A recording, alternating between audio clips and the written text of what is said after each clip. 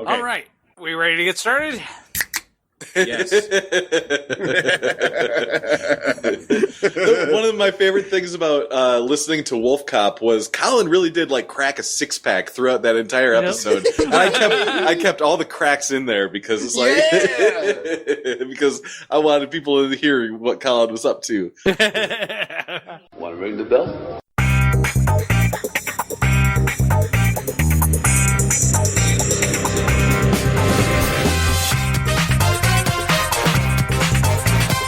Taking it back, taking them all back. I have come here to chew bubblegum and kick ass, and I'm all out of bubblegum. I'm a loner, Daddy. Rebel. I am the walrus. Hello, everyone. Welcome to John Hates Movies, the movie review podcast where my friends prevent me from experiencing technical difficulties and instead force me to watch movies. This week. Or destroy your electronics. Or destroy my electronics. Or the friends cause the technical difficulties. Who knows? I am your host, Jonathan Barrup, and with me this week I have Eric Largent. Tally-ho. We have Chris Arsenault. The only technical difficulties are in my heart. Oh my god, go to the doctor!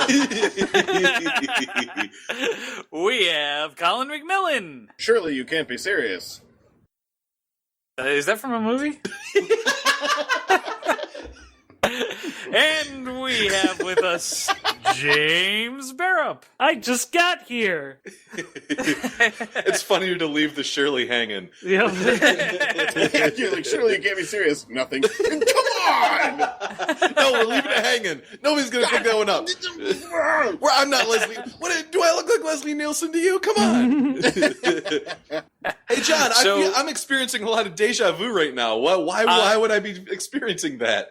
I'm sure you're experiencing deja vu, Eric, because the movie that we're going to partially review today is Airplane, which you may recall we actually reviewed last week. But due to the universe hating us, the podcast somehow mysteriously disappeared. We have all these nice pictures of recording it, and we have video of recording it. I actually have our sound check still. Oh my god. Because we stopped, saved that, That was a started a different new file. recording. Yeah, so there's all this evidence of us supposedly recording this live episode in person, and it is just gone, and it sucked because it left us with all these warm fuzzies because we're usually hundreds of miles apart, and at the end of the night we're like, this was so great, you guys! Get up to go get a drink, communal drink break, come back, and the screen is just black. Yes, Chris's laptop that we were recording on lost battery power, and when we plugged it back in, had to install a operating system update, and the file was gone. We also learned through this, many of the outlets in Jonathan's home office only get power through one of the plugs. For you folks at home, we're not so dumb that we just left No, it was the power supply was plugged into both the computer and an outlet. The outlet was not live. It was actually a painting of an outlet. and Chris just jammed it into the wall. Good luck getting your security deposit back. So, oh god, my Andy Warhol! So savvy listener, you may, if you did hear... Pretend if you will it to be a power outlet enough, it doesn't work. Savvy listener, if you listened live to us record last week, which is nigh impossible, unless you're Tabby, right? Shout out Tabby. We have an audience of one, and she enjoyed it. Actually, she left halfway through. So maybe it's not a bad thing that the podcast got lost. Well, I mean, how many people get a do-over? Well, what I was going to say is, Tabby, you'll notice a lot less anxiety in John's voice this week, because this week, thousands of dollars of his PTSD. electronics didn't hit the floor all at once. Okay, friends at home, so what happened was... Colin's a bad friend.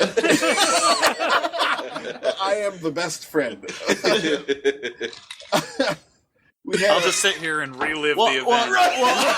Close your eyes. Colin had a Bring yourself solid back Urkel moment. Oh my god, that's like the best. That was the best analysis of that. He gets possible. up, gets 2 steps away from his chair, and there's a sudden crash as the credenza holding all of John's gaming consoles hits the floor, and you see Colin turn around with this, did I do that? we're not talking about like a jank old PS2 that he needs to replace. We're talking about a brand new Wii U, PS4, and like all the peripherals. Everything. You know, and it was like, oh my god, it was worth. And Colin threw them all on the ground. I just I'm an adult. Did a little river dance. It turns out the credenza was ill and was falling apart, and I happened to stand up when it fell apart. It wasn't really had little to do with me, but the timing was perfect, so damning. I'm like, that couldn't have possibly been me, but I felt so bad all the same. And before I knew it was a serious situation, I fell on the floor laughing. Well, yeah, okay, because I was walking back into the room when it happened, so there's Colin looking horror-struck, John almost on the floor trying to pick stuff up, almost crying, James burying himself into the couch, trying not to laugh out loud, and Eric sprawled out on the kitchen floor, laughing his ass off. Like, literally rolling on the floor, laughing. I was on the floor. He was literally raffle. So, ladies and gentlemen, that was C2E2. It was a good time had by all. We broke a bunch of stuff and failed to make a podcast. And we are no longer invited to John's. That's so weird. I actually did replace that credenza. The new furniture piece came on Wednesday. It's gorgeous. Oh, yeah. Everything is still in working order, surprisingly. But speaking of C2E2, if I'm sure everybody listening, you also follow the Facebook page. So you probably saw a lot of cool pictures and stuff. Actually, did any of those pictures make it onto the page, or did they just come out of our feeds? Oh, Lord. You know what? I think they're just on my feed. I will get those up. Yeah, the few are on I don't know how the computer works. There was the one of me and Chris in the car I posted to the page. That was the best picture of the day by far. So on our Facebook, you can see one picture of me and Chris scattered throughout in the Michigan. internet. Yes, of me and Eric driving to Chicago, not even at C2E2. So we'll make sure to get those up on our Facebook page so you can peruse us having a wonderful time, including some of the video from the podcast that wasn't. And that's true, yeah. And we'll make sure that you guys get that. So let's just kind of go around real quickly before we get started, since I'm sure it won't take too long. Let's just talk about how we either enjoyed or got frazzled by the Chicago Entertainment Expo.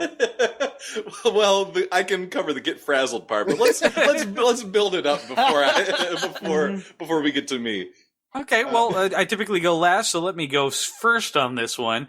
I had a wonderful time. I got to see some really cool artists. The guy who draws Darkwing Duck, the comic book, was there, so that made my day. I got some fantastic posters from the guy who creates JL8, which is like the Baby Justice League. And I also got to share a moment with Colin from my childhood, which was pretty great.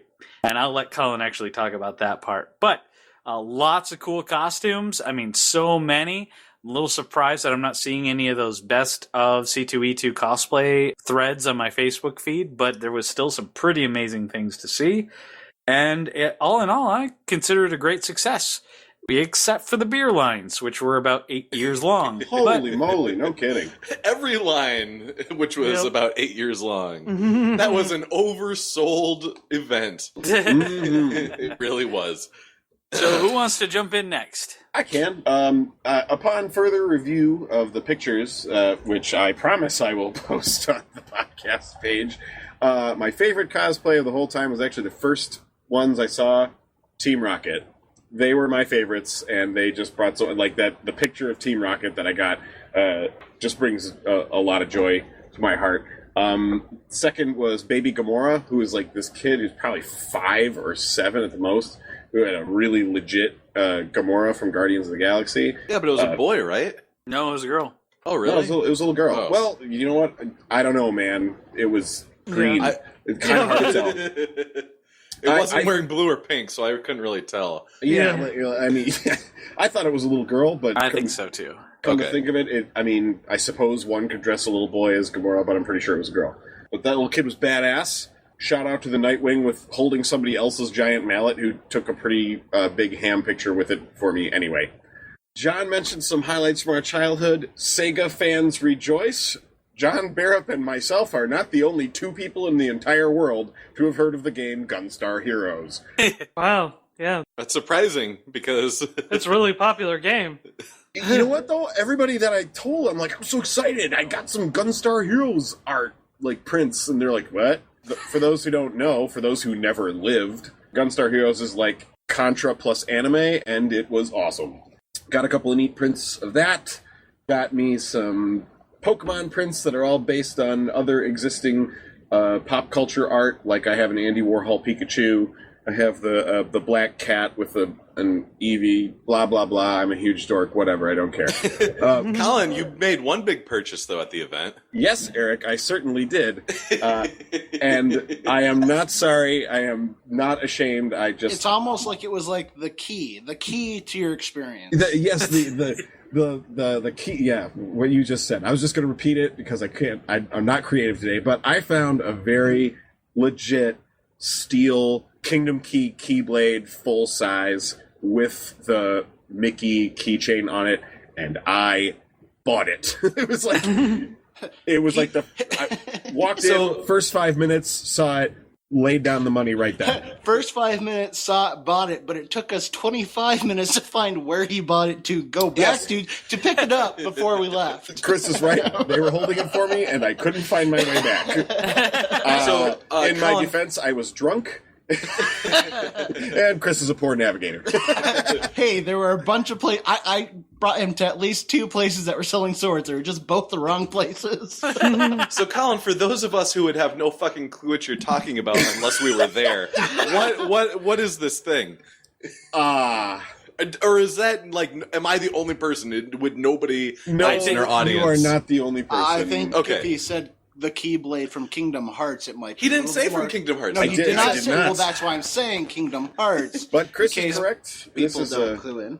the primary weapon of the protagonist of the Kingdom Hearts games. For those of you going, what's Kingdom Hearts? That sounds fascinating. It is a game. That sounds fascinating. I must play this game of which Colin refers. No, you must not, because it is from the creators of Final Fantasy. This is a game about an anime kid with a giant key-shaped sword that runs through various Disney movies, beating people in the face with it. You made it sound much better than it actually is. No, it's actually a great. It's got Donald and Goofy, and they're awesome. Okay, It's the Final Fantasy team teamed up with Disney. Yep. Yes. Yep. Exactly. And they made this game where you are basically like a complete Mary Sue fan fiction kind of character running around with Donald Duck and Goofy and solving problems in Disney. Yes. Yeah, Asian Wesley Crusher. Asian Wesley Crusher. It's sort of impossible to explain why these games are fun, but I do really like them. It's like one of my guilty pleasures. I really don't care. I'll just be single for the rest of my life. It's cool. And that's obviously a lie. Yeah. No, I mean, I like dorky things and I like cute things. I like anime and I like Disney and I like Final Fantasy and I just own that. Like, whatever, I do. But the real highlight of the convention for me is, despite everything outside of it going wrong, I convinced John Barrett not only to take a picture with me, but also to give me a hug. So it was a huge win for me. Human contact, right? I believe you also have like the only picture of me in the last couple of years where I'm actually smiling. Yeah, I know, like a big No, win John, for there's a Colin. picture of you and me where you're smiling because I was shaking my butt for the camera. Well, that would put a smile on anybody's face, Eric. So, who's next? I'll go. So, as I said, there are a couple things that went badly. I'm not going to go too much into that because I think the person who gets to own that the most is going to be Eric. Come on! To be fair, you were driving, so you were the most frustrated in our car. I was annoyed. No shit! Calm down. You get your turn, sir. So, to lead into the C2E2 review, I would like to first say, fuck Chicago. No, okay, it's not Chicago's fault. It's actually kind of the C2E2 convention site trying to direct traffic the way they want it, the way they did. Per their website, it was causing a heavy influx of traffic and just shut down everything. It shut down a number of roads, like To 2 or get 3 to roads. The two secondary parking lots, or if you go all the way around, which took all of 5 minutes, you pulled right in and parked. Yep. But we figured this out after sitting in traffic for a half hour. No, an hour and a half. Well, no. Well, at that one point, we were in traffic for just a half hour at that one place. Yes. Yep. Where you could have diverted. Right. Anyway, so that said, that sucked. But at that point, our wills were so tarnished that walking in what we thought in the rain for a long time made me and Eric decide not to wear our costumes, which were made entirely out of cardboard. Because cardboard gets wet. It dissolves in water. Little did we know, we only had to walk about 100 feet before everything was inside, and it was a bunch more walking, but it was covered. Inside, yes. Yep. That said, getting to the con area, C2E2 needs to put up signs with arrows. Yes, yes, they do. Because unless you were on the main convention floor, you couldn't find Dick, especially since unless you came in the front entrance, nothing made sense. Yep. Because when you come in the main entrance, there's a sign with registration, and you pretty much go upstairs. But there are other ways into the building. Exactly, like the way that 2/3, at least, since those were the way the other 2 parking lots are coming into it. Right. And we spent 20 minutes inside the building trying to find the will call booth so Tabby could get her ticket. Yep. Poor Tabby. I actually kind of feel bad for Tabby, but I'll get into that during my part. So that said, once we got into the main floor, that was awesome. A lot of cool costumes. I suck at taking pictures. The only thing I got pictures of was my friend because I happened to run into her randomly at a con in Chicago, which makes sense. She lives in Chicago, but like we haven't seen each other in like a year or something like that. So that was kind of funny. And of a bunch of Power Rangers. Yeah. I kind of wish you would have taken a picture of my face just like on the con floor. Just because like I would like to see what I looked like. Because I know how I felt. But I would like to see how I looked. If you've ever seen pictures of shell-shocked World War II vets, that's what you looked like. That is exactly the way Eric looked like. You had the 1,000-yard stare. He was very much like, I just want to go home, man. You can never go back, man. You can never go. I was astonished just how many artists were there and that you could just straight on walk up to. Yeah. I was so excited I got to, I would say talk to, but I was so flabbergasted that I was right in front of him. I got to see Eric Powell and I shook his hand and I bought a print because I could get that much out, but that was about it. That was super exciting. I was standing right next to you while you did it. You looked like a normal person. I was holding it back really well, like, but you couldn't see my eyes. I'm like, hi. Artist Alley was amazing. I think if I ever do it again, I'm going to escape everybody and just indulge myself in like hiding in some of the booth selling stuff. And so I'm buying stuff without shame. Yeah. So I'll admit, there's a lot of stuff that I probably would have bought if no one was around me. So, like, I don't have to later on I don't later on have to justify why I have a Keyblade. I know you're jealous. Or a Thundercats lightsaber. When we finally found the right place and we got Colin's Keyblade, I almost bought at least one like decorative samurai sword because it was cool as shit. But I'm like, I don't need that. I almost bought the Master Sword from Legend of Zelda from that same place. Yeah, Johnny, I almost bought both that and the Keyblade. I was like, throw in the Master's Sword. You got a Triforce back there? I'll take that too. It's like $40 for one, or it was $75 for two. So it's like you're saving money if you buy two, right? Right. Anywho, it was a really good time. I enjoyed it. I'm glad we all got to do it. And even with all the setbacks, I think I could be convinced to do it again. Yep. So, Chris, I have an idea of how your experience could have been even better if I weren't there with you. Oh.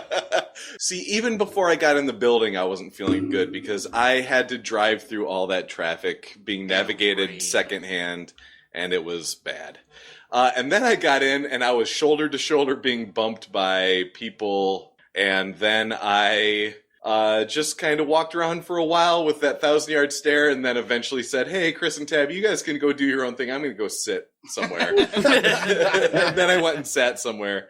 And then I was maybe a little more okayer after that, but then we left. Yeah, I agree. I think walking in the way we did, since we were already it was like, oh, anxiety level is at 9 of 10, you know? Yeah. When we got there, we parked and sat for 10 minutes before we even got out of the car. We got to our parking space, and I was so freaked out that I had to sit there, eat something, smoke a cigarette. I just freaked out. That's right, you ate the muffin. Yeah, I sat floor muffin. I sat in the car, ate a floor muffin. That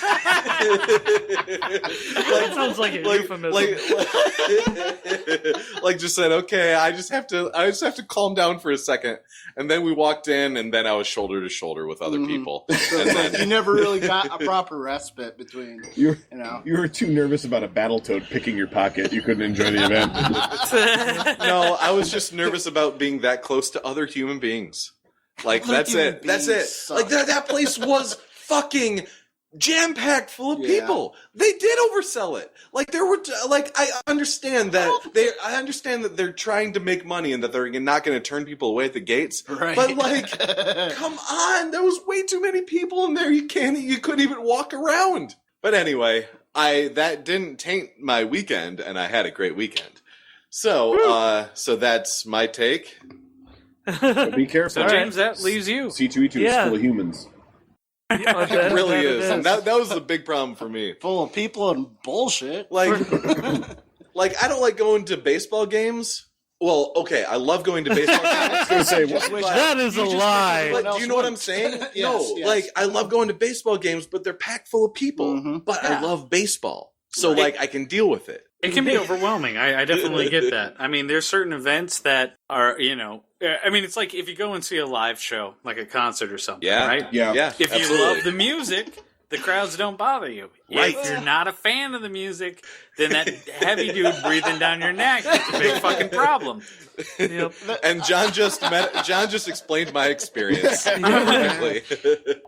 Sorry I got so close, bro. James, however, James, however, had a completely different experience than any of us at the con. Well, yeah, not completely different, but not on arrival. Yeah, the traffic situation was worse than you guys explained. And we explained it as pretty bad. Oh, yeah. I had shell shock after it.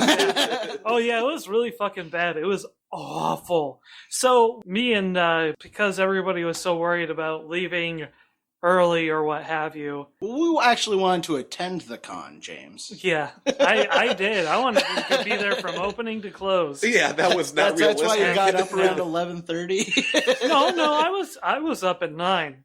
I was up and about at 9 o'clock. Yeah, but the thing opens at 10 and it takes you 5 hours to get ready. No, it takes Leslie 5 hours to sober up after having a hangover from Friday. Right, yeah, okay. So, there it is. But nonetheless, we get out there and see what John and Colin and Millie and all those people, they can't handle it, and I kind of feed off the energy, so it really you feed on people. Of course you do. People are The whole thing is about giving you attention. Yeah. It's all about giving you attention. Which is why I was like, when I first got there and I was walking around, I was like, man, this is like a whole new experience for Eric. I bet he's actually like finally realizing like the getting attention is a brand new experience for me. And I'm like, man, Eric's probably having a brand new experience. He's probably realizing and jonesing and like eating it up and everything, and then I run into you're not in costume and you look like you've just like strangled had to kill his entire family, a dog or something. Yeah. Yeah, I'm pretty sure if we had actually worn our costumes and Eric was in costume and people kept approaching him, he probably would have punched someone in the face. Yeah. In fact, I would have gotten that on camera.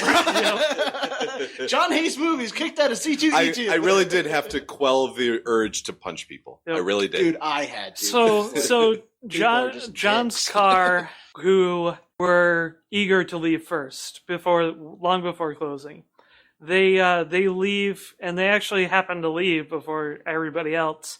And they get there before everybody else because they missed their exit. It's very ironic. Like fucking assholes.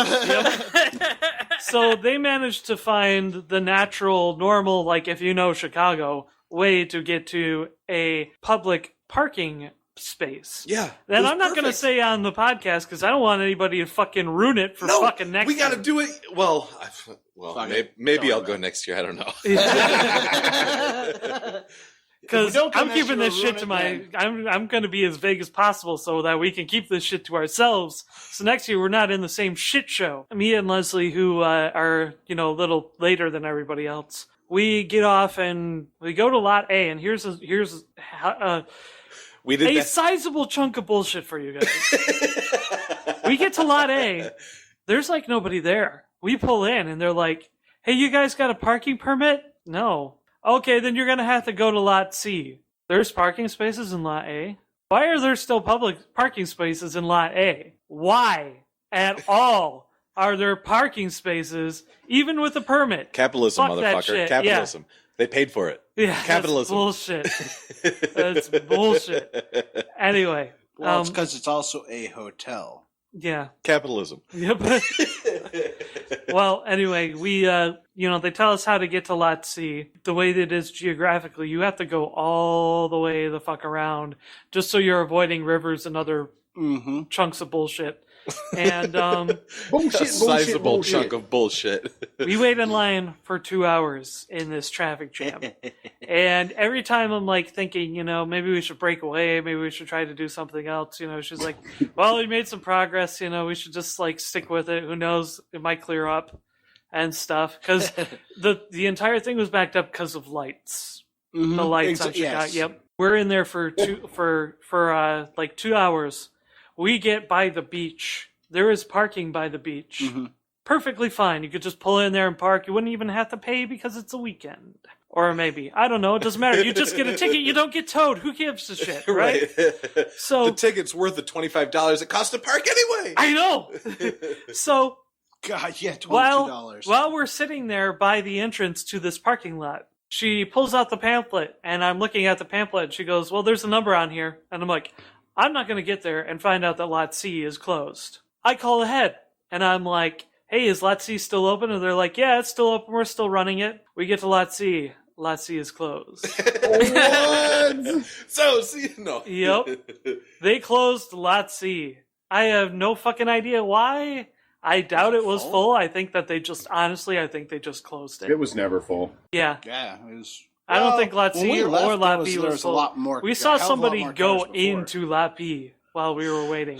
So, C2E2, your experience could have been much better if you had just had competent parking. If you had competent directions to parking and, actually, communications between the people on the street and the people in the fucking office and shit, and letting people know what the fuck was going around and where they could go. In the house. Oh my god, yes.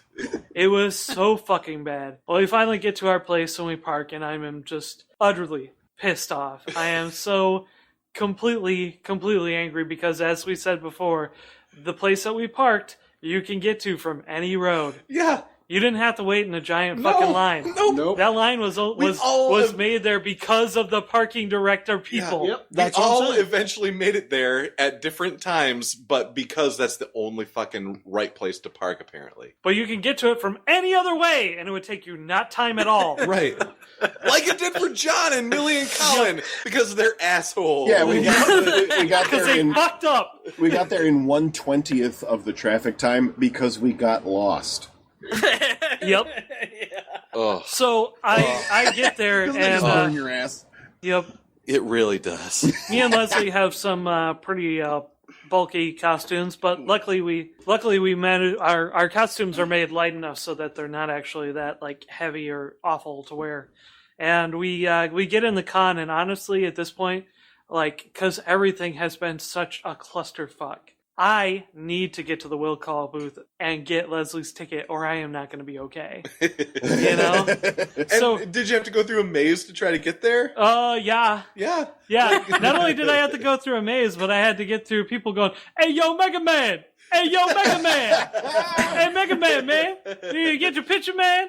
So, No. if you didn't know, James was dressed as Mega Man for Yep. this costume. And no, they could not have a picture. Not until I got my fucking ticket. Luckily, that part was handled well. C2E2 is a great con if you can find it. Yes. Yeah, that's pretty much it. One of the And, nation's biggest Comic Cons. It's impossible to get in the frickin' thing. Oh my god! So we get our tickets, and I start walking towards the thing, and I'm finally calming down, and Leslie's like happy that I'm relaxing finally, and we get like 10 feet from the entrance gate to the main con area, and this guy steps up to me and he's like, "Hey, Mega Man, can I get an interview?" I don't know if this interview is ever going to make it to the internet. What was you just going, "Bruh, fucking parking?" Yeah, pretty much. He's like, "Who do you want to see?" I'm like, "I don't fucking know. I just got here." I was like, "And if the lines in there are like the lines to fucking park, I'm not going to be able to see anybody." Fuck your shit.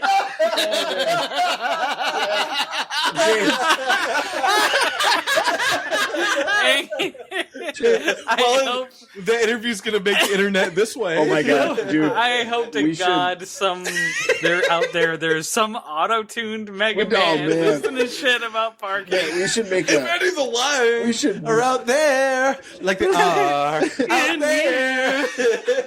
We should make an angry Mega Man interview video where it's like he's just put like it's after Dr. Wily's trial and Wily got off on a technicality and Mega Man's coming out of the courtroom with his lawyer and they're like, Mega Man, can I get a comment? And he's like, I can't, I don't, I can't. I had to kill 8 motherfuckers to get to his ass. And then when I got to this fucker's castle, I had to kill him again. Oh, jeez. So, But there was a saving grace. I found the guy who draws the Phantom nowadays, and I bought 2 signed Oh, books. sweet. Yeah. okay, so that was C2E2. Now let's talk about Airplane. All right. Okay, once again, I'm feeling a little squirrely, so I am going to go first on Airplane. Oh. Gasp! So, here is my review of Airplane. Jokes, jokes, jokes. I'm done. Okay. By the way, we Who's already next? reviewed this movie. Yeah. For those of us, Go on. those of you at home, we already reviewed it. Okay, For Ashley, come on, Yeah. John, for Ashley Shamoon. come on. Okay, for Ashley. Jokes, jokes, jokes, jokes, jokes. I'm done.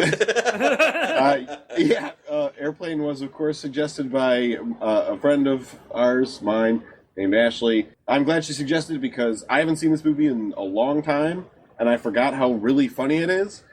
John's right. It's just joke, joke, joke, joke, joke. I completely forgot Kareem Abdul-Jabbar was in it. And there's this thing that happens to me when I watch movies where if there's a character that's, like, supposed to be gay, I don't see it. What? Are you serious? Yeah, this has happened You to me didn't. before. You couldn't tell if this guy was gay. I just thought he was, like, random. I don't know. Like, I just thought he was a weirdo. I don't have any movie gaydar. Like, I didn't think the guy in American Beauty was gay. Like, so you guys were like, yeah, the gay guy, and I was like, what? There's a gay guy in this movie? What are you talking about? Yeah, there totally was. I thought that dude was hilarious. As an effeminate straight man, I didn't think that he was gay. I thought for a minute when I was watching Airplane that, like, maybe I hadn't actually watched Airplane before, and I just knew all the jokes because everybody knows all the jokes from Airplane. Was, because I completely... Yes, because these jokes are ubiquitous. Yeah. Everybody knows it. Like, you don't need to see this movie to know the jokes. No. You've heard somebody recite at least 3 jokes from Airplane. Everybody knows minimum 2 jokes from Airplane. I had completely forgotten about the extended homage to Saturday Night Fever, which pleased me greatly, but like really, really went on. And as I said the first time that we tried to review this movie, I'm pretty sure one of those Girl Scouts was a dude.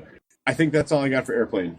Well, I guess I could pick it up from there. Yeah. So this is going to be like the tightest review of all time. So here's the deal with Airplane.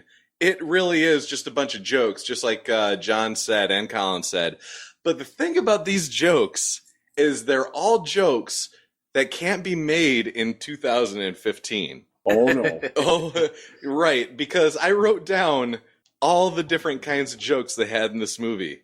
And I did this list live, but I was fucking hammered while we did it live. So I don't remember doing it, so this is going to be like doing it again for the first time. Yeah. Feels like the first time. Yeah, this does feel like the first time. It feels like the very first time. Come on. All right, so there's, right off the bat, they roll up to the airport, and there's an abortion joke. Oh. Whoa, abortion jokes are funny, right, guys? Yeah. Yeah, there's also a suicide joke where our pilot is trying to talk to people and he's just causing people to kill themselves. There's, I wrote down that there was a race joke. Just one. Probably just one race joke about the black people maybe talking jive or something else. No, there's quite a few race jokes. Right. They're all over the place. There are some stupid housewife jokes. Yep. There are some child molestation jokes. Oh, yeah. Have you ever seen a grown man naked? Yep. You like gladiator? You like gladiator movies? There are some war crimes jokes. I don't remember exactly what those were. Oh yeah, no. No, that was the war crime. That was just another molestation. Apparently there were some war crimes jokes. Oh, is that when he's talking to the other pilot and like he has that nasty rival relationship with the guy that's trying to talk him down or something? Isn't there some shit there? I don't remember. It could be. Remember. I watched this movie 2 weeks ago. Apparently there is a self-immolation joke. Oh yeah, another suicide joke about how our pilot is so fucking boring. There is a bestiality joke about the wife, some wife in bed with a horse. That's lovely. Yeah, what was that? That just came out of nowhere. That's just fucking out of nowhere. There's that wonderful, I guess maybe you could call it domestic violence, but it's just violence against women joke where everybody's in a line to slap the woman. That's hilarious. That was obviously facetious, people. I do not support. That was 1978 talking. Right. And there was obviously a Jewish joke, and that Jewish joke was one of the many sports jokes in this movie. Hey, guys, I'm just going to go through my whole... No. Okay, so when we did this before, I was explaining all the sports jokes in this movie, and one of the sports jokes is greatest Jewish athletes of all time, and it's just a tiny little pamphlet. Well, this week, with a little bit more time to look into it, like, because I'm pretty well-versed in sports history, but I could really only name you like 3 great Jewish athletes in history. And I looked at a list of the top 20 greatest Jewish athletes. Jordanberg. Magic Johnsonstein. Damn it, that was the one I was going to do next. So I really did look up a list of the 20 greatest of all time. Yeah, the ones like, okay, so baseball fans, we all know Hank Greenberg and Sandy Koufax. They're both in the Hall of Fame, right? Yep. You guys all know about them, right? I know Sandy Koufax. Yeah. Yeah, Sandy I recognize Koufax. the names when you said them the second time. And shoot. Two, ladies That's and about gentlemen. enough. That's why you can't do a rule of threes with Jewish sports stars. There's not enough material to work with. Oh, exactly. So that was the gist of my my previous review. I also mentioned that Leslie Nielsen gives a shortened, sillier version of "Win One for the Gipper" speech, but Colin knew that, so I didn't have to do any sports-splaining for most of the guys. Sports-splaining, I like it. Yeah. Yeah, that's going to be a thing. Like, if there are sports stuff in movies that we review, I'm going to do some sports-splaining. Well, Yeah, I well, certainly I beat- appreciate it. I beat Kingdom Hearts on proud mode, so I got that going for me. And also, Kareem Abdul-Jabbar said he had to tell your dad to drag Walton and Lanier up the court for 48 minutes. Walton is Bill Walton of the Portland Trailblazers, and Lanier is Bob Lanier of the Detroit Pistons. That was a little bit more of the sports playing that I did. But in the week, or I guess few days that we had between between recording this and now re-recording this, I wrote a little something about Airplane. And it goes like this. There once was a pilot named Otto who captained a airplane while blotto.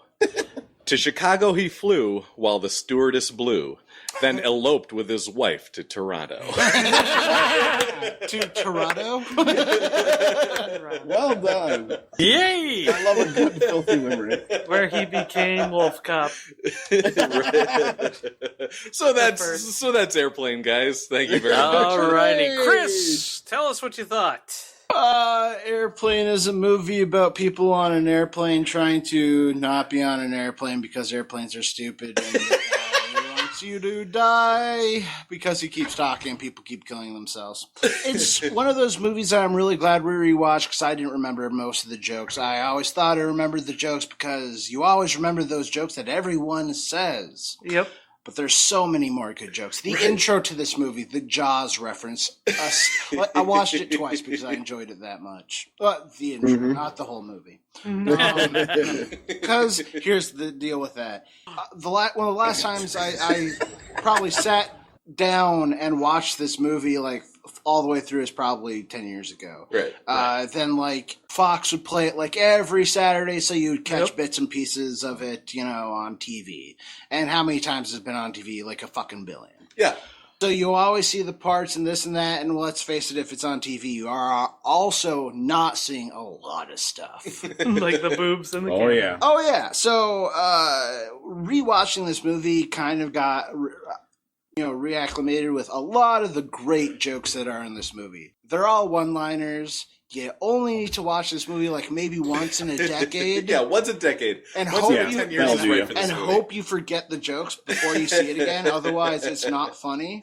But that said, I still have to appreciate what this movie is. It's the progenitor for all the parody movies that we have today. Yeah. And in that, it is good. Other than that, I mean... So, you know what? Funny Zucker, thing, Abrams, and Zucker did a couple of the scary movies. Mm-hmm. You know what I found out after we did our review the first time? Turns out that after the one of the early gags where the plane almost pulls into the airport, almost crashes into the glass, after the movie released, the directors got a lot of letters from pilots that said that has happened to them. They've almost crashed into the airport. Oh, man. Like a number of pilots with this. Or are you talking about like the air traffic controller guy waving the wrong way and then the plane goes through the Kentucky Fried Chicken is down there. Yeah, I don't think it's because someone waved them the wrong way, but a plane coming excruciatingly close to the glass. Yeah. But yes, that scene where they wave them in, accidentally almost put them into the airport. Yeah, that said, another joke that you can't make today. Best character was the character who apparently Colin couldn't realize was a little gay. Best character because a little gay. His lines were the best, his jokes were the best, and if you watch the Family Guy Star Wars ones, you realize some of the best jokes in those are of that guy. Oh yeah, speaking of Also- Family Guy, if you watch Family Guy, Every joke is from Airplane. and that's why I don't watch Family Guy. Because you watched Airplane. And I'm good. So before we get to James, it occurred to me that I actually forgot to introduce the movie itself in my classic style. So just to remind you, just so that they don't feel left out. So the and they feel like directors they've been- were joke. That's right. The directors were Jem Abrams, David Zucker, and Jerry Zucker. Very big, huge IMDb parody list on these guys. They're kind of known for what they do. Yep, they do what they do. They do what they do. It stars Robert Hayes, Leslie Nielsen, and Julie Haggerty. We don't really need to go over the synopsis because the synopsis is jokes. Right. Mm-hmm. So, James. All right. Airplane. First, I want to say I don't know what any of you guys are talking about. Nobody said anything about, like, grieving wife or, like, her kid that's, like, all troubled and, like, Wait. crazy fucking children's book and shit. Wait, what? All I saw were like pamphlets for Jewish people. All I James? remember was a Really bad joke. bearded airplane. James, did you watch The Babadook? I might have, I think. Wait, You know, that's crazy. I watched The Babadook. I watched The Babadook, too. Yeah, I watched the Babadook. So did I! Yay! Wait, are we gonna? Perhaps wait, we guys, should mini review on the fly. Are we gonna do a Babadook review? Yes. Let's Baba do it. Oh, fuck you, Tom. Let's Baba do it. Ha ha ha ha. Joke's on you, listeners. What happened was on C2E2, Oh. we want Stop it, The no. Baba- No explaining it. Oh, we're not explaining it? Okay. If you explain it, I'll Baba Dookie on your face. The Babadook. This non-rated movie is, the synopsis is Sam's frequent tantrums turn sinister when a creepy children's book mysteriously appears in his room and he asks his mother, "Do you want to die?" Starring that's a really Misleading. terrible, Yeah. completely terrible synopsis. Sam's tantrums turn sinister when his mother turns out to be abusive and crazy. So it's starring Essie Davis, Noah Wiseman, Haley McElhenney, and it is directed by Jennifer Kent. So you may have heard that this particular film has garnered some critical acclaim, especially for a horror film. So apparently we all watched it to check it out and determine what the hubbub was.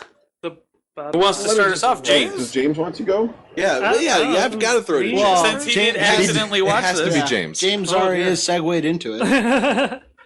All right. So the Babadook. Yes. First of all, I don't have any idea what any of you guys are talking about. There wasn't an elephant prince or anything like that. Well, Wait, Babar?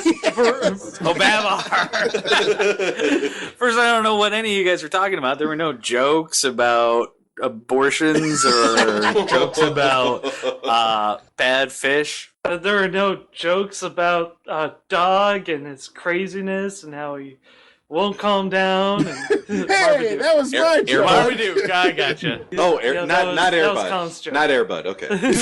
No. Oh, that was not me.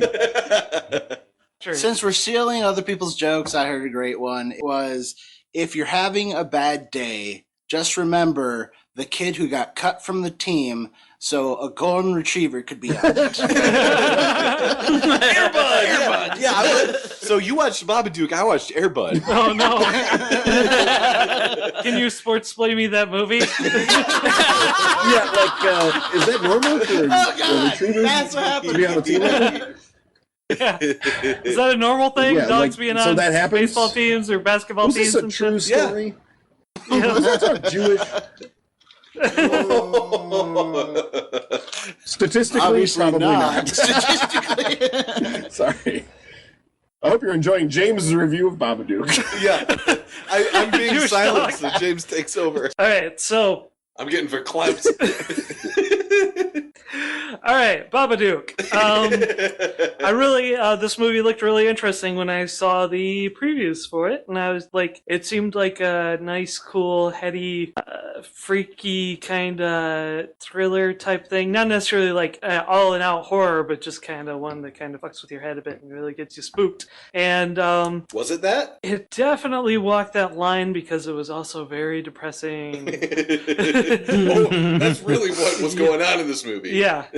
I mean, here's the thing, is that a lot of modern horror, they will do a lot of this, like, melding a mental illness with the horror, like, you know, the thing that makes you way too obsessed about it or something, you know, and, you know, to the point where, like, the person doesn't eat and becomes a grotesque figure of what he once was, and, you know, various things like that, you know, or the person can't sleep, or this or that or the other thing, and this was just textbook depression on the mother's part, and it was so very accurate. It was really depressing. Well, I haven't lived with anybody who has been through this or been through like that level of grief or anything. But I know you have lived with a depressed person. Yeah, because I used to live with you. Eric's got the Babadook. Yeah. Whoa! The difference is that he's doing a lot better now that he's not living with it. The difference was I let you sleep in. Yeah. It's okay to be depressed if you get plenty of sleep. Sleep forever. Oh. Yeah, well, like, it's just all the things that you hear about. It is actually really depressing because it kind of walks this line between real and not, and, like, at the end, they're like, it's real, it's not real, it's real, it's not real, and at the end, it's both. It's real, and it's not real. And so that's kind of the main contentions of this, is like, are you one of those people who likes a real thing, or are you one of those people who don't like a real thing? Are you okay with it being both, or do you really feel like it should just be one? Yeah, that's it. Other than that, I like the pop-up picture. It was cool, and the kid was kind of annoying. He was like, that's a very mild word for that kid, James. He was like some sort of like nuclear awful thing that's left over after like a nuclear bomb just sort of poisoning the world around him, or maybe a nuclear bomb went off and he is what is left.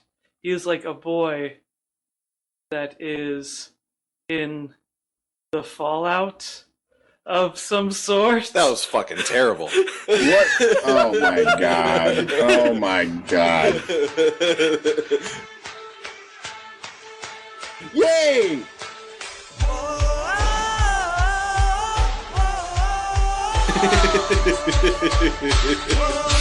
I was so hoping you would do that. Three shot knocking on the door. Don't answer that, cause you can't be sure.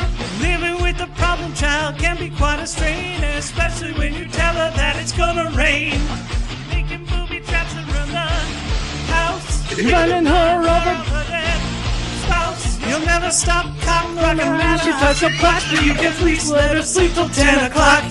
There's a friend waiting here in the dark. So Baba dope, Baba dope, Baba dope, I'm a fire. Baba dope, Baba dope, Baba dope, I'm a fire. Yeah!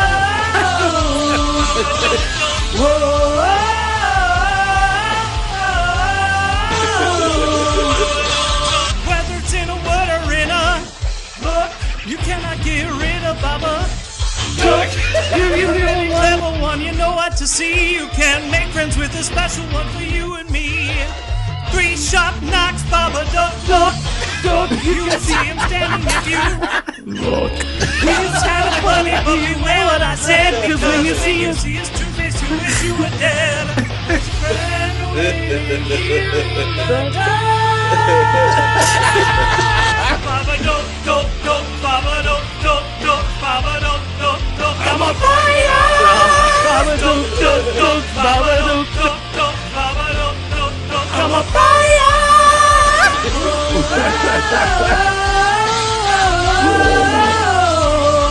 Dope, dope.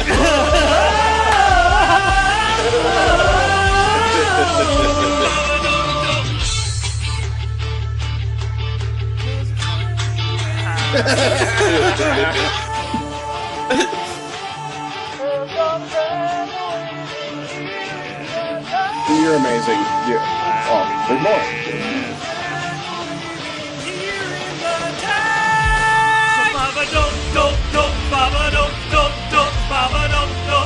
I'm on fire.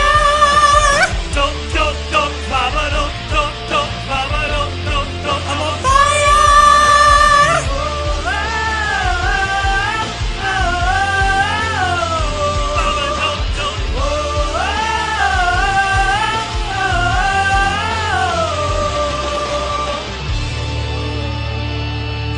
Is it Babadook? Perfect. That's amazing, James. Duke. So Smooth as an Colin, tell us what you think about the Babadook. I'd be glad to, but first, all right. So the Babadook. This movie got like 5 solid stars on Netflix, which is rare, and it came highly recommended to me by more than one fan of the horror genre. But when I watched it, I was disappointed. I felt like the Babadook, while it has excellent art direction, I really, really liked the design of the book. Particularly, is a fantastic device. Certainly. But this is a movie that goes halfway on multiple things and doesn't go all the way on anything, which makes it kind of suck. Yeah, like, to me, the book was actually the scariest, or like scariest and most well done part of the movie. I agree. I couldn't agree with you more. The book is fantastic, and it gives you this mystery, and I mean, obviously, there's something really scary happening here when you see the book for the first time. You get it's a pop-up book, and it sort of looks like one of those old gory stories books, So it has a classical feel to it, and you've got this monster that sort of looks benign but a little off at first, and then the book goes down the path of the book, and then you clearly can tell that this is a very sinister force is at work here, and it's a great setup. It really is. And then in my opinion, the movie completely drops the ball with that, because then from there the story plays out, and half the book is blank at that point. And then later on, you come back, and the book has been filled in with these horrible images of, more sinister stuff happening, and that was really cool. But, so she tears up the book at one point, throws it away, but then the book reappears, and the pages have been taped back together.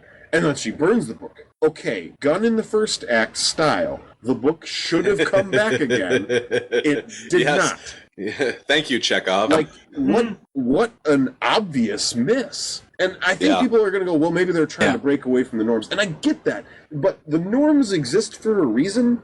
Because if you hang a gun on the mantle in the first act, then it has to fire in the third. Yeah, otherwise people are going to be going, what's going to happen with that gun for the whole play? I'm going, well, the book's going to be back, and there's going to be more shit in the book, and it's like, we have to have the third appearance of the book, 1, 2, 3, and whatever is left in the book is going to be totally fucked, and I can't wait to see it. Nothing. Gone. That's totally correct. I didn't even think about it until now. In addition to that, same here. I could go on for probably a whole hour just about the book. At one point, she's talking to her sister's friends, the main character, and I thought the actress that plays the main character of the movie did a spectacular job. She's amazing. Which makes me wish this movie was better. She's talking to the other adults in the movie, like the only other adults in the movie, practically. And they're like, what do you do? And she's like, oh, I'm a writer. I'm like, oh, this is so cool, because she's crazy. And she's, and she says, I write stuff for kids. So I'm like, oh, she's crazy. And she started writing this kid's book, but she's nuts and is taking out her demented, insanity-fueled, stress-fueled insanity in the form of this fucked up children's book that she's written, and now her poor son has found it, and in her insomnia, she's filling in the pages of these books with these gruesome images of her hurting her family and all this messed up stuff. Nope, that doesn't happen. Well, if that really were what happened, that would be wonderful, but it would have to all be done in subtext. Correct. We'd have to, this would have to be done through a clunky device, like a flashback or something. There would be some reveal saying, or we would find her drawing. Oh, she was writing the Babadook the whole time. She's the Babadook. Oh my gosh! And it seems like through a lot of the movie, that seems like what you're kind of getting is like, she is creating this because she cannot sleep. She's grieving over the loss of her husband. She has a problem child, and she is losing it. And in a way, that's sort of what I wanted this movie to be, because about 2/3 of the way through the movie, spoilers.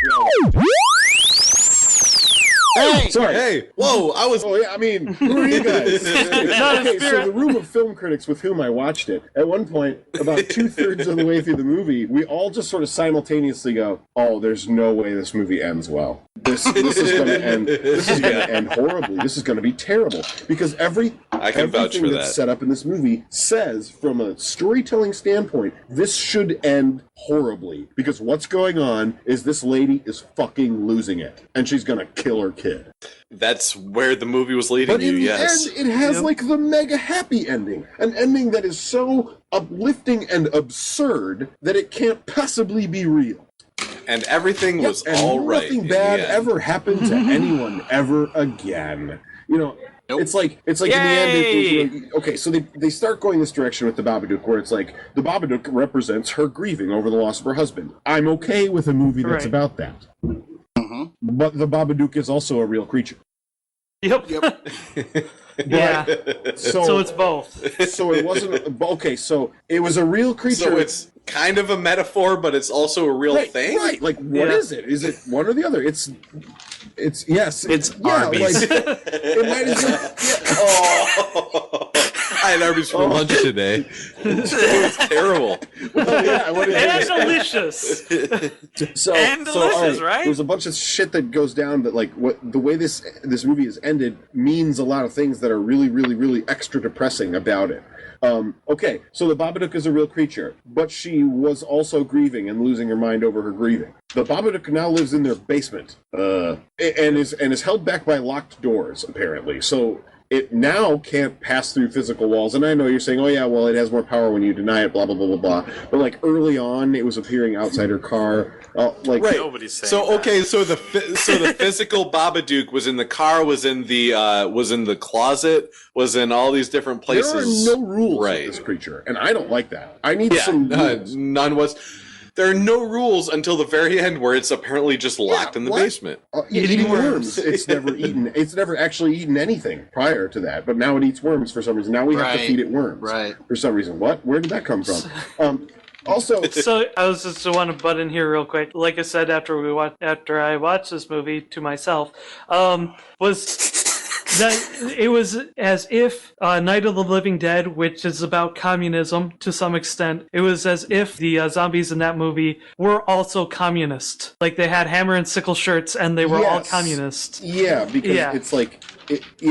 Because they made the thing represent something, but also be a real monster that just wants to eat you, ostensibly. Yeah. Also, okay, so here's the thing. If it's not a delusion, if the thing isn't... Okay, it seems like the Babadook is a monster that drives you crazy. If it was a monster that drives you crazy, everything that happened in that house could have been a delusion. But it wasn't, because it isn't a monster that drives you crazy. It's just a monster. And what that means is, this woman really killed her dog and really tried to murder her kid. Yes. That is not okay. Yes. Like, so at the end of this movie, this lady is a crazy lady. She is crazy, and there is a... She's not a crazy dog lady. Like, this is a woman... Not anymore. This child is in danger every day, because, I'm sorry, you don't just suddenly become okay forever and nothing bad ever happens again, just because you finally... But she threw up the Babadook. Yeah, but okay, this is a crazy lady that has a flesh-eating monster in her basement. Like, that's not cool. I feel like defenders of this movie will say, "Ooh, yeah, that's the whole thing, man." But this movie doesn't have a thing. It could never decide on its thing. Correct. Are you done yet? Because, like, I didn't listen to you at all, but I've wanted to talk. No. Things he said actually are good segues. No, I think that about covers it, except for one thing. That is that, I think the Babadook actually would make a better professional wrestler. Because he comes into the ring and he's doing the big arms thing, and the mic comes down and he grabs the mic and he goes, "You can't get rid of the Babadook." And then, like, you know, like, so he gets defeated, and then, like, he comes back in the middle of another wrestler's match and goes, "You can't defeat the Babadook."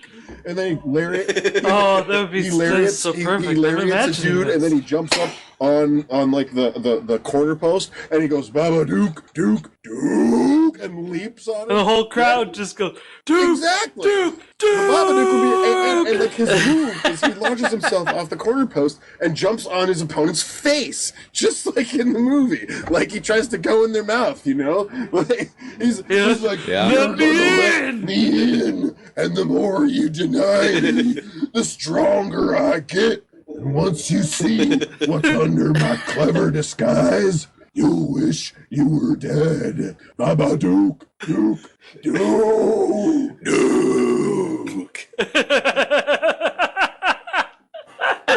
Oh, I want this so bad to be a thing. That was well played. Oh, didn't the Gravedigger used to wear like the same costume pretty much? Pretty much. The Undertaker. The Undertaker. That's it, yeah. But okay, I want to say something because the description of the movie makes it sound like the kid's the villain. Right. Yes, seriously. Right. Because it's like, do you want to die? The kid who's not okay says, "Do you want to die?" Where it's more of a concern. Do you want to die? Right. You know? Yeah, they totally sell that the wrong way. Right, exactly. So that's a little frustrating for me because, like, the kid, as fucked up as he is, because his mother's fucked up, is the most sane. This is not a problem, child. It's a problem, mom. Right. Yeah, okay. absolutely. So the movie had some really great horror elements, but as Colin said, had no idea what it wanted to be. It had a really painful drama element dealing with the mental breakdown of the mother and the erratic behavior of the child brought on by the mother's state of mind, and all this, coming from the death of the husband and father, right? But what it was a movie that was really fucked up and sad and depressing. Yes. Mm-hmm. And the problem is her mental state was far beyond what was possible to be and not completely fuck up a child. This is don't forget that child is actually violent before the Babadook. Right. That is true. And so my theory is that the Babadook is a manifestation and like demon possession. Because your options are these. Either being okay with a mentally unstable mother who strangled her dog to death and tried to kill her child in a fit of insanity, continuing to take care of the child while in a stable episode, or that the Babadook is real and that it's actually an entity that was feeding on her ongoing mental anguish, and the period where she was crazy was caused by the creature becoming so strong it was able to possess her, and that the Babadook is responsible for the murder of the dog and the attempted murder of the child, and not the mother, and that all is well in the end because she was able to expel the Babadook from her. Except that all's not well because the Babadook still lives in their basement, and at that point you should burn the fucking house down. Correct.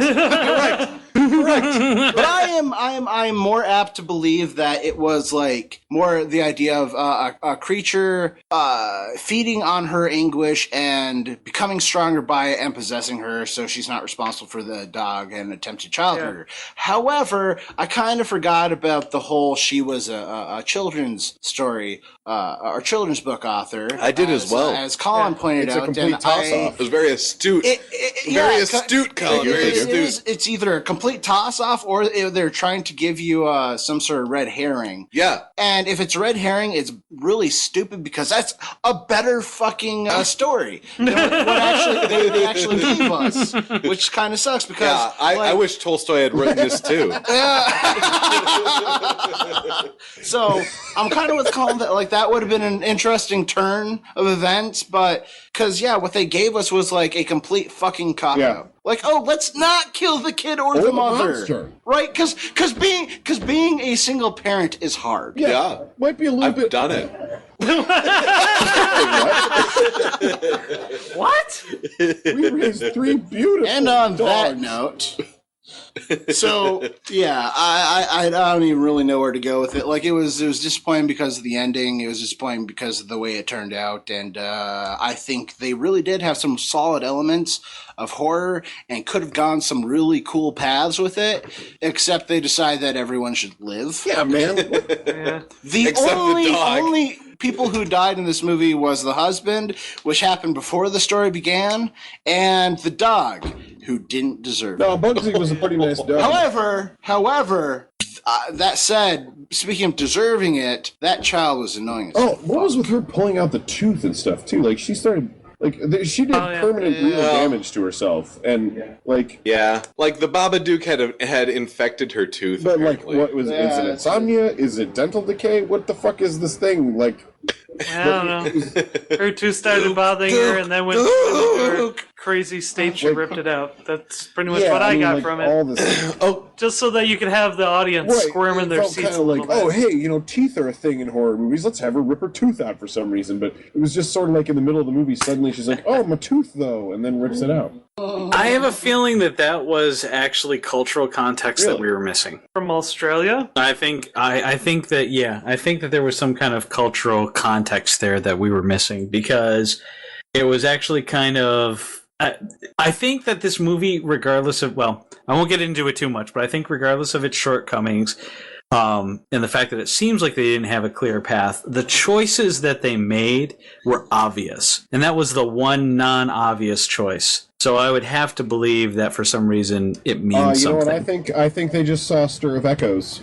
That's what I think. That the teeth thing. That's valid. It's a possibility. In several horror movies in the last 20 or so years. Like, it comes up every 5 years or so. Yeah, but usually there's context around it. You know what I mean? Like when it's in a horror movie, there's usually context around it. Usually it's never quite as isolated as it is in this particular situation. Okay, so Johnny, is it my turn yet? Yes, okay. sir. So guys, I would like to, and I'm just gonna assume that you have no idea what I look like while I'm watching horror movies, because we definitely didn't all watch this movie in the same room together. Nope. But I imagine you spend a lot of time not watching. Maybe you had a hat pulled down over your eyes or something. Maybe like a blue Detroit Tigers cap. I don't know. Just kind of right. Okay. Yeah. Colin is painting a pretty accurate picture of how it looks when I watch horror movies, because this is the scariest movie that we've reviewed on John Hates Movies. Yeah. Like it really is. It absolutely scary. is. Because before this, the scariest movie that we had reviewed on John Hates Movies was The Awakening, which wasn't really that scary. It just had a couple jump scares, right? Like when she's looking through the peephole, perving on Jimmy McNutty. Like something jumps and... Oh, yeah, Jimmy.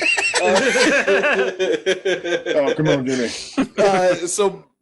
So before this, the scariest thing that we had watched on John Hates Movies was The Awakening, which, okay, guys, how scary did you think The Awakening was? It had its moments, but it was pretty scary. Pretty scary. But not very scary. See, because really, guys, I did the exact same thing during the Babadook that I did during The Awakening,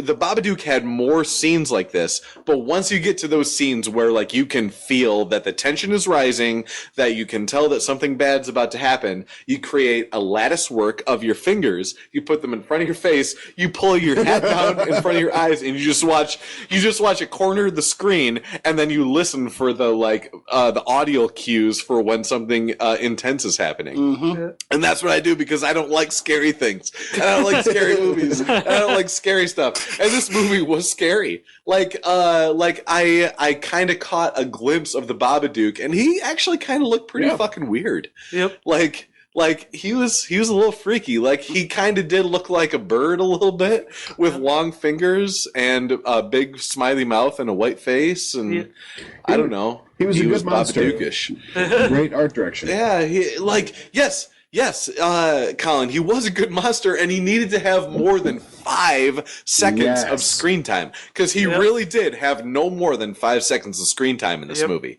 Like, there really were...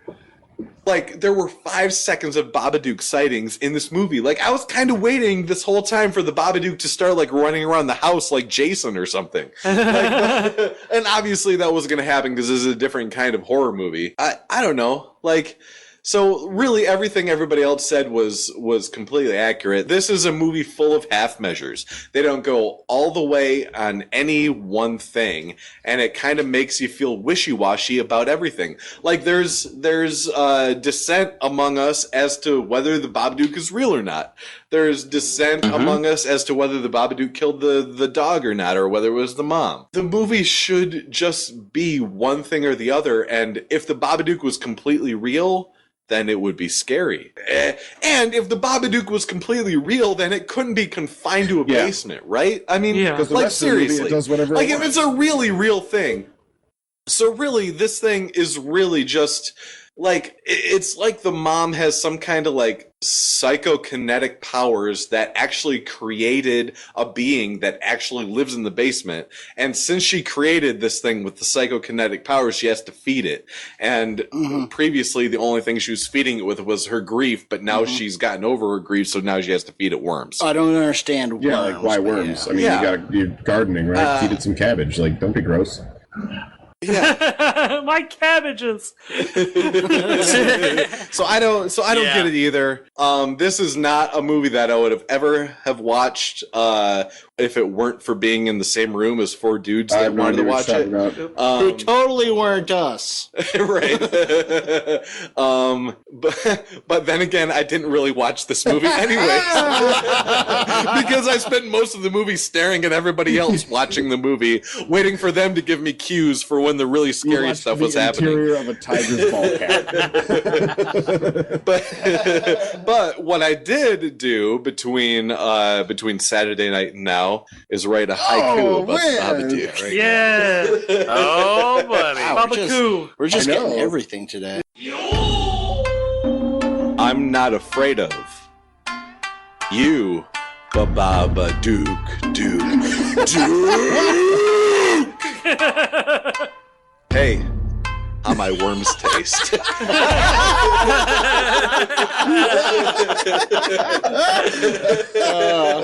excellent. Very good. Excellent. So, Babadook, that's it. Babadook is like trees.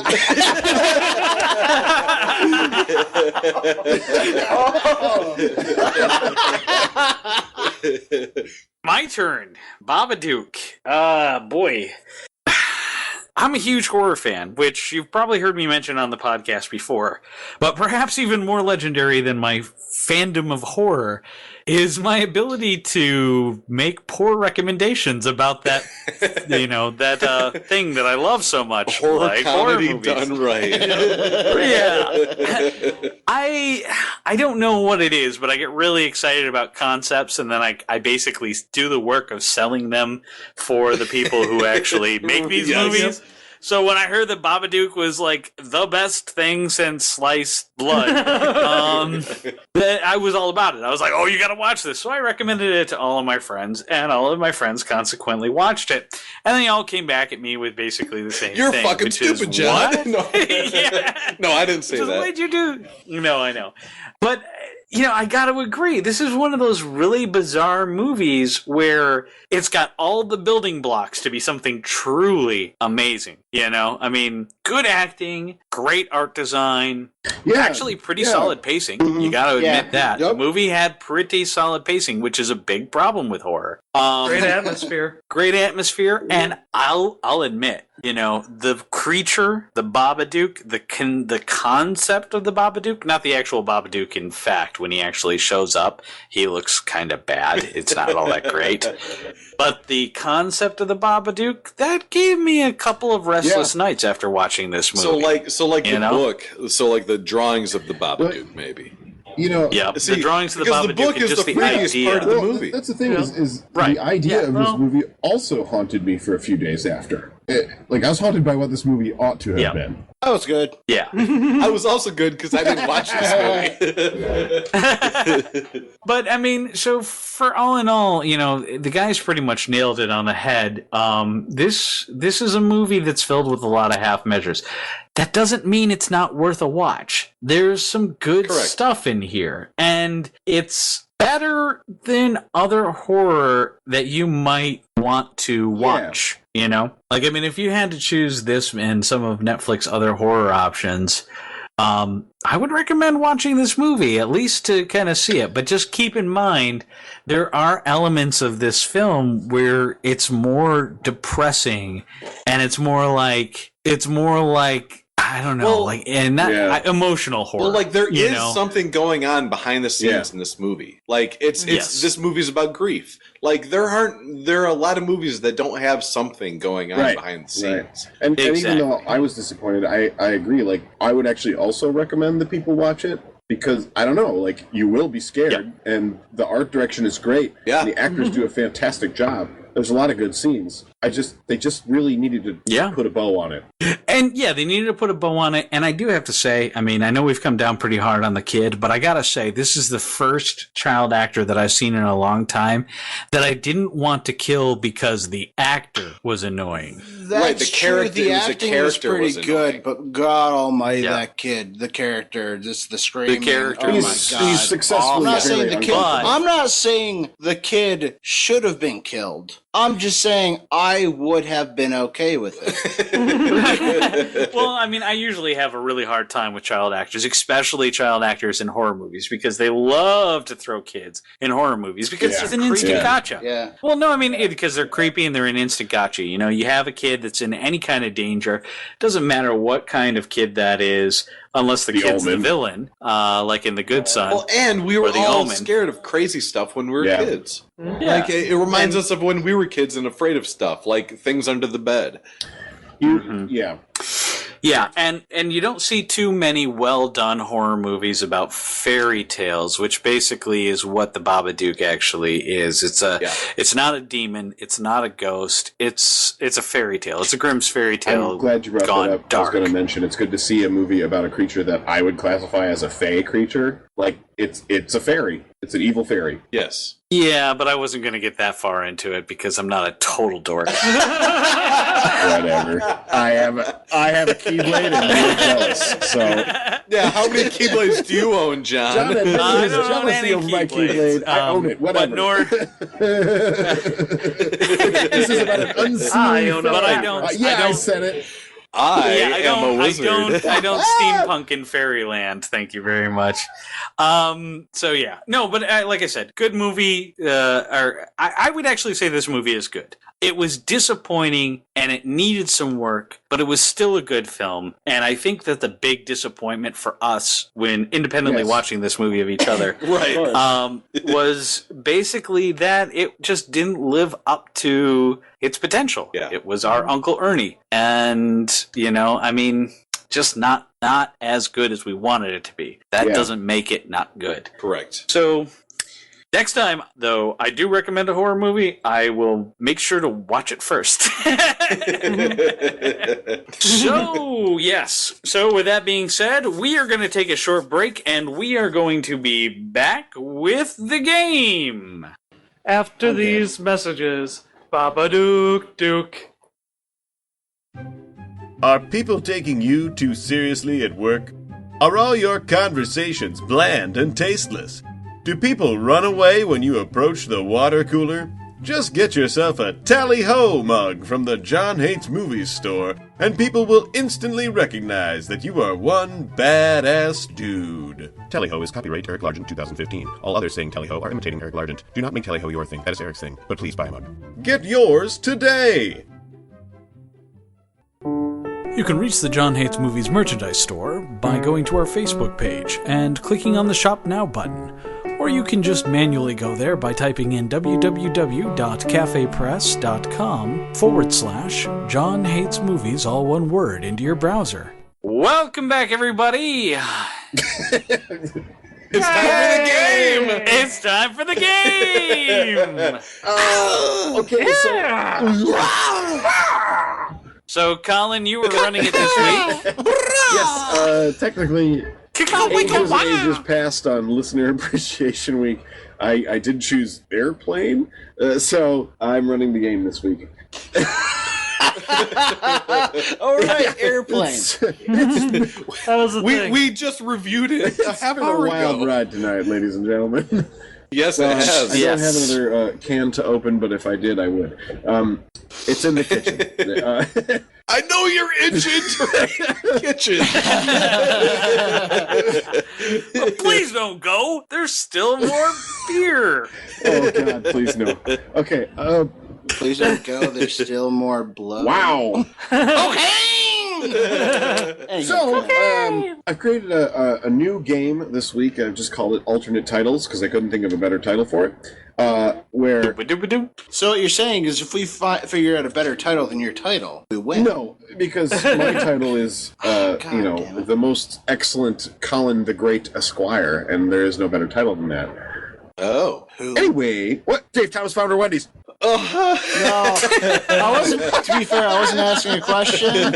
I was implying that you're not You said important. who? And second, doesn't matter. I'm said not who? running the game. I'm just saying, you said who. I don't know. That was Stretch. pretty weak. That was super weak. Can't just wait for somebody to say who Counts. and then say it. You have to plan for it. No, I you're thought right. it was. What is You have You have to to ask set them it a up. question. You have to earnestly ask, who are you to Yeah, who? you Who are have you to talking set it up about? and then make them ask who. Yeah. Yeah. Since I was mocking you, you can't mock me. But let's be serious, guys. That's probably the closest I will ever come to a Dave Thomas burn. Well, I've noticed you avoiding it with the I don't know who of which you speak with the I don't Devin know you're stuff. setting me up when you ask about that person. I Yeah. don't know. Oh yeah. Yeah. Oh yeah. I think I don't know. See, that's the thing is I may never get the Dave Thomas burn, but I will probably never be gotten by the Dave Thomas burn. Yeah, Challenge he's accepted. Well, no, he's adapted his whole Devin joke for the Dave I'm Thomas scrambling burn. my one joke to avoid the Dave Thomas burn. All right, Dave Thomas burn aside. The game today is called Alternate Titles. You get to pick a movie and create an alternate title for it. And then I'll try to guess the movie you're talking about. For example, if you were going to rename the movie Headhunters, you might rename it Rohar Brun's Excrement Adventure. If you were going to rename the movie Wolf Cop, you might rename it Ginger Snaps 2 Electric Lugaroo. That's bullshit. So pick up.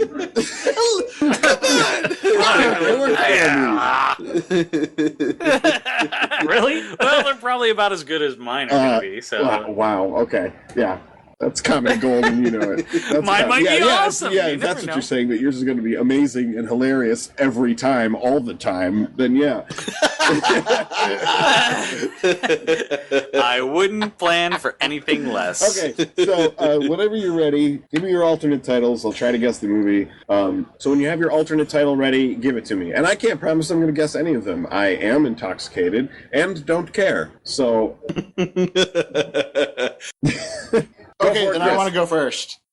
Gaseous, furnace, aquatic, conveyance, military person. Gaseous, aquatic... No, gaseous, furnace, aquatic, conveyance, military person. Do you get a time limit? Yeah, give it to me one more something? time. Gaseous, furnace... Gaseous, furnace, aquatic. Conveyance, military person. Wow. No one's allowed help me. Just I don't get it. I don't even know what it is. I don't know what it is. Fantastic Four? no. Okay, what was it? What is it, Chris? Starship Troopers. Oh, that's good. That is good. Chris. Oh, damn it.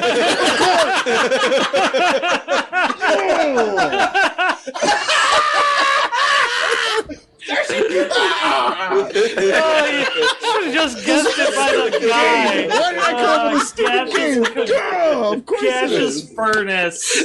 Awesome. That's perfect. Fans. I think my favorite part of this was the subtle, like, volcano laugh coming from Eric. He's like, that's funny. Wait, that's really funny. Chris setting the bar high. Yeah, no shit. No, it's all down here. It's all downhill from here, Colin. Wow. Because I'm willing to go next. You bastard. All right. So, Colin, like I said, we're going downhill from here. Because my movie is 10 Things I Hate About My Dad.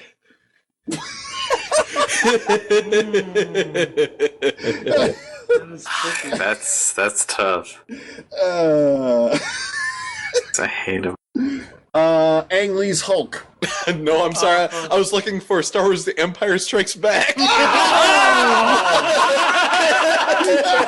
That's perfect. Oh, no, that's excellent. Man. Wow. Nice poker face, Eric. That was solid. See, that's good. All right. I want to do one, but this one might be a little too artsy, so just bear with me, okay? If it sucks, I'll go with the cheap one that I pulled off the internet. What? Well, I had one. John's cheating! Yeah. I'm not cheating. I had one, but then when Colin said that it shouldn't be that obscure, I don't think it's obscure, but, I think a lot of people might. Okay. So, the movie that I'm thinking of... never heard of it. Not like that. Not like that. So, the alternate title for my movie is KKK Saves the Day. Oh, man. Shoot. This one is not obscure. What is the name of that? American History X. No, I was thinking Birth of a Nation. Oh, yeah. Okay, that's legit? That's legit. That's Okay. legit. I That's wouldn't legit. have gotten it.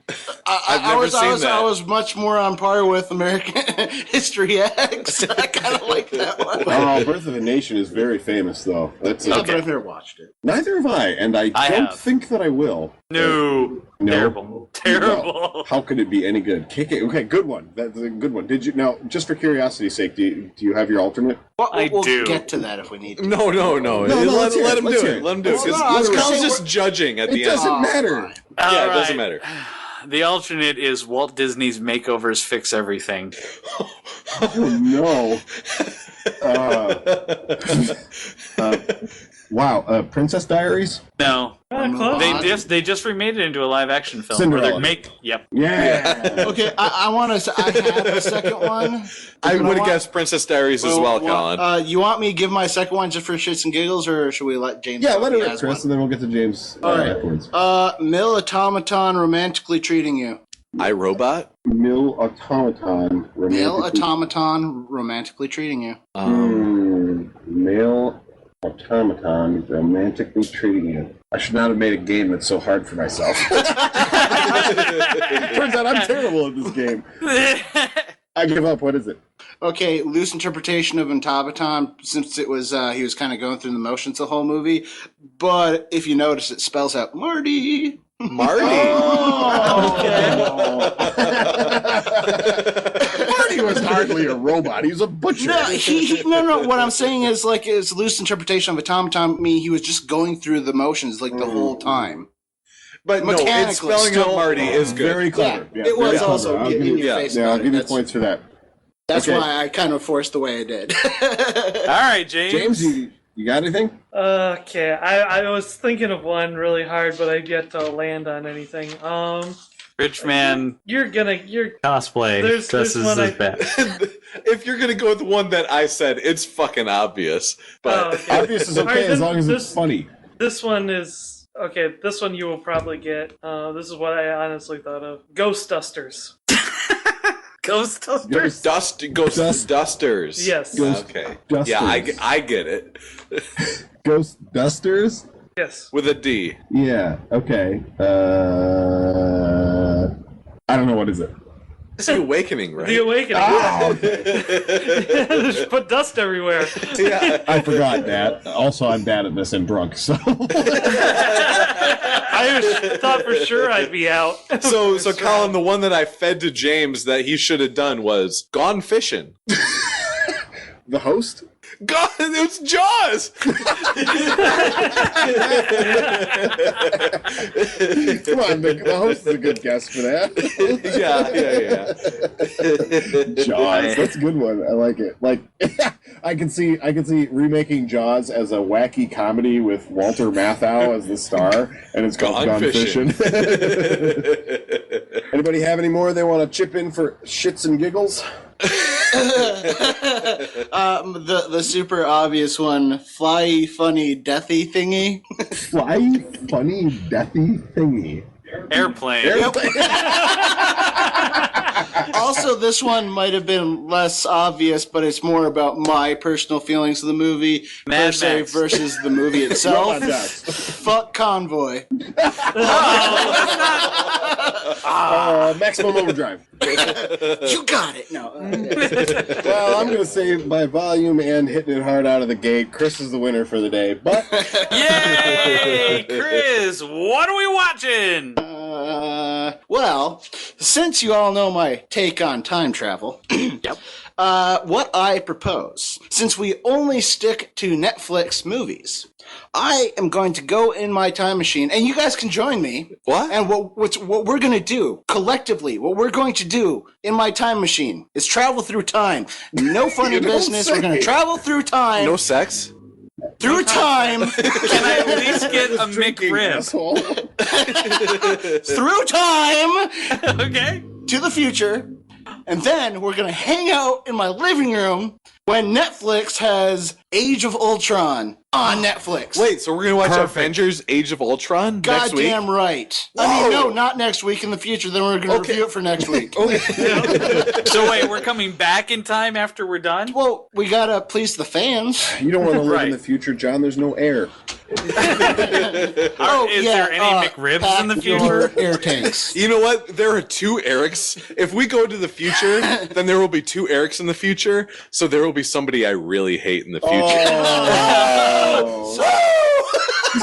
How will we know which one to bring back? The one that's 6 months less sad.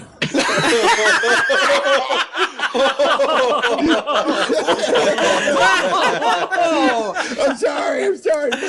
So that's this week of John Hates Movies. We have reviewed Airplane, The Babadook, The Parking at C2E2, and next week we're going to be surprising you all by traveling to the future, getting a couple of McRibs, and watching Age of Ultron when it's on Netflix, coming back to this time and recording a very spoilerific Age of Ultron podcast. Yeah, it will be very spoilerific. Yeah, that'll be awesome. God. Yep. Hey, so it's almost as if we have pre-recorded things about spoilers and being spoilerific that we could probably use. This is John Hates Movies, a podcast about movies.